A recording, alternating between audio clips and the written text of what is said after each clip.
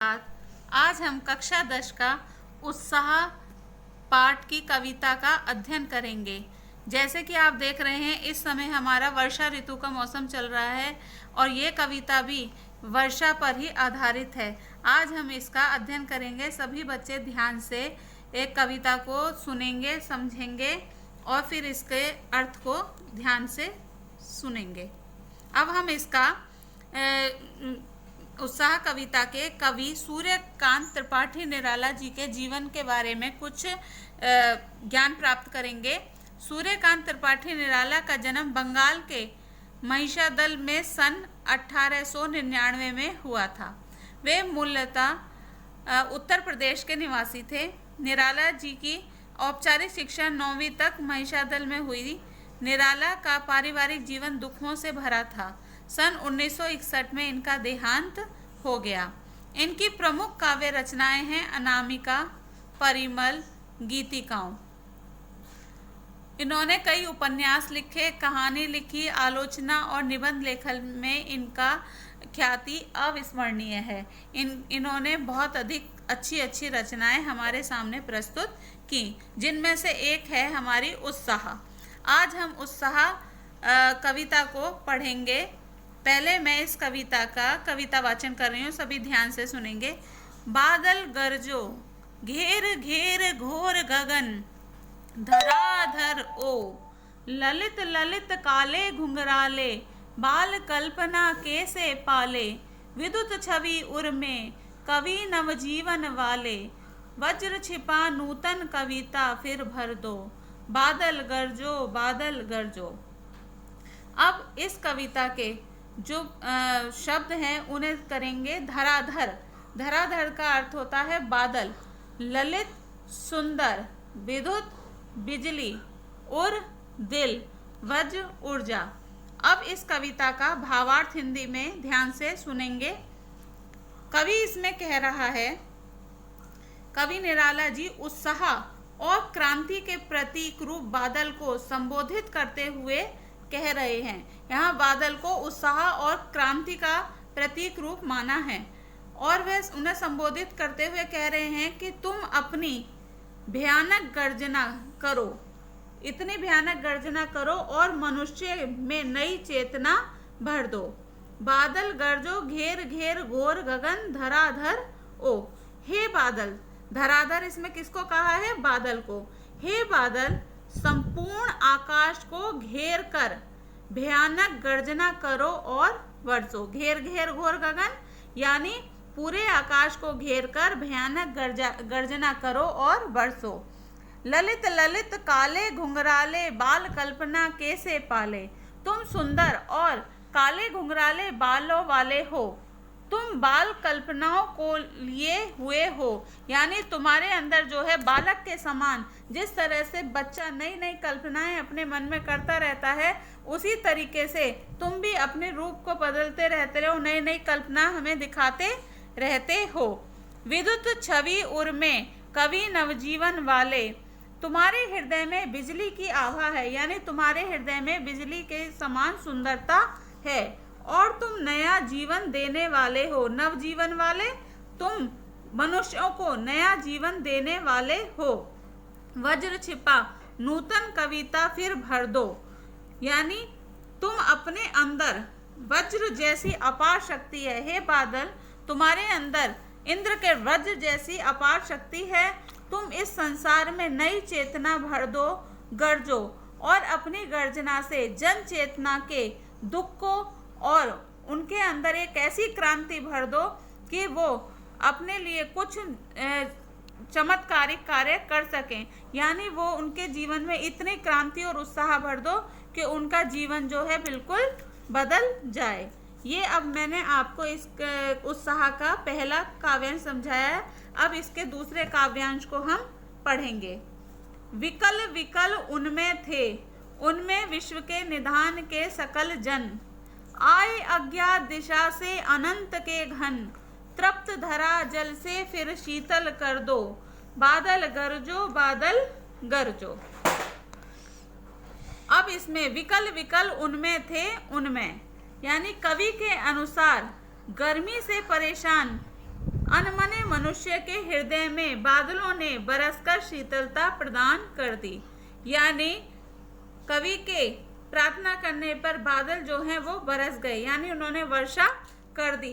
तो बारिश के होने से जो परेशान व्यक्ति थे उनके मनुष्यों के हृदय में बादलों ने बरसकर शीतलता प्रदान कर दी, यानी उन्हें गर्मी से राहत मिल गई।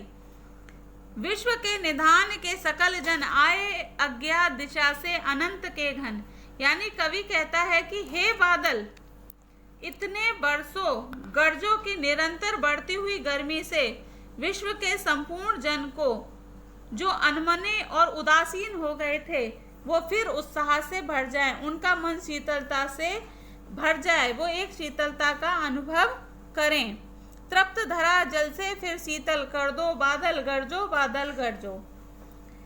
ऐसे समय में आकाश में अज्ञात दिशा से आकर गर्मी से तृप्ति धरा को बरसकर अपने शीतल जल से शीतल कर दो, यानी चारों दिशाओं से बादल तुम उमड़ उमड़ के घुमड़ घुमड़ के पूरे आकाश में छा जाओ और इतना बरसो कि जो लोग गर्मी से परेशान थे, धरती जो आग की तरह तप रही थी, वो तुम्हारी वर्षा के जल से शीतल हो जाए और लोग आनंद का अनुभव करें। बादल खूब बरसो, खूब गरजो, ताकि पीड़ित जन सामान्य को सुख का अनुभव हो और वो एक परिवर्तन का आभास महसूस करें। अब ये हमारा पहला उत्साह पूरा हो गया है। इसके बाद हम पढ़ेंगे अट नहीं रही है। अब आपकी दूसरी एक कविता शुरू हो रही है, अट नहीं रही है। अब इसमें इससे विपरीत व्याख्या है। अट नहीं रही है कविता फागुन की मादकता को प्रकट कर रही है। फागुन के महीने में चारों ओर हरियाली होने लगती है, जो बिल्कुल पेड़ सूख गए थे वो भी दोबारा से हरे भरे हो जाते हैं। तो कवि ने फागुन की सर्वव्यापक सुंदरता को अनेक संदर्भों में दिखाता है। जब मन प्रसन्न होता है तो हर तरफ फागुन का ही सौंदर्य दिखाई पड़ता है। सुंदर शब्दों के चयन एवं लय ने कविता को फागुन की तरह ही सुंदर और ललित बना दिया है। अब हम पहले कविता को पढ़ेंगे।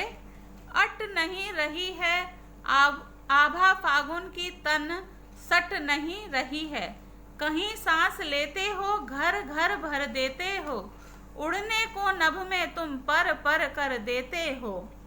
आंख हटाता हूँ तो हट नहीं रही है, पत्तों से लदी डाल कहीं हरी कहीं लाल, कहीं पड़ी है उर में मंद गंध पुष्पमाल, पाट पाट शोभासी पट नहीं रही है, अट नहीं रही है, अट नहीं रही है। अब हम इसमें काव्यांश का पहला पढ़ेंगे। अट नहीं रही है आभा फागुन की तन से सट नहीं रही है। अब इसमें कवि ने फागुन माह के सौंदर्य में डूबे हुए कवि ने अपने उल्लास को प्रकट किया है। फागुन माह के सौंदर्य में डूबे हुए कवि को सर्वत्र फागुन का उल्लास ही उल्लास दिखाई देता है।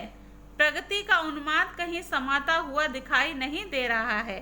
कवि फागुन से कह रहा है कि हे फागुन, जब तुम श्वास लेती हो तो अपनी छूटती हुई श्वास के साथ सुगंध से चारों ओर प्रसन्नता भर देती हो।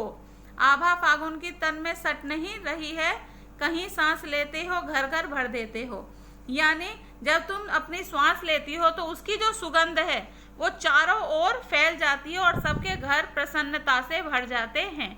पर्यावरण श्वास के साथ महक उठता है। इतना ही नहीं, आगे है जैसे उड़ने को नभ में तुम पर पर कर देते हो। इतना ही नहीं, अपनी सुगंध के पंख लगाकर आकाश में उड़ जाते हो, जिससे आकाश भी सुगंधित हो जाता है। आंख हटाता हूँ तो हट नहीं रही है। कवि सौंदर्य से भरपूर फागुन माह के सौंदर्य से अभिभूत होकर उसे निरंतर निहारते रहते हैं और वह सौंदर्य दर्शन से अपनी दृष्टि को हटाने में असमर्थ हो रहे हैं। यानी फागुन मास में इतनी सुंदरता चारों ओर फैल जाती है कि उनकी आंखें उससे हट नहीं रही हैं।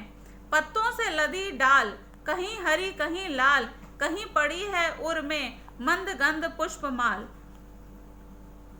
वह देख रहा है कि नव पल्लवों से लदी पेड़ों की शाखाओं पर कहीं हरी हरी पत्तियां हैं तो कहीं लाल लाल कोमल पत्तियां दिखाई दे रही हैं। ऐसा प्रतीत हो रहा है कि फागुन के हृदय में मंद मंद गंध को बिखेरती हुई पुष्पमाला पड़ी हुई है। पाट पाट शोभासी पट नहीं रही है। इस तरह सौंदर्य से भरपूर फागुन की शोभा सब जगह इतनी फैल रही है कि कहीं भी वह समा नहीं पा रही है। यानी फागुन माह की जो प्राकृतिक सौंदर्य है वो इतना चारों ओर फैल रहा है कि उसे देखकर हमारा मन वहां से हट नहीं रहा है, हमारे नेत्र वहां रुक गए हैं, हमारा मन उस पर्यावरण में पूरी तरह से भर गया है। अब इस पाठ को आपने पूरे काव्यांश को पढ़ लिया है। आशा करती हूँ कि आपको ये पाठ समझ में आ गया होगा। धन्यवाद।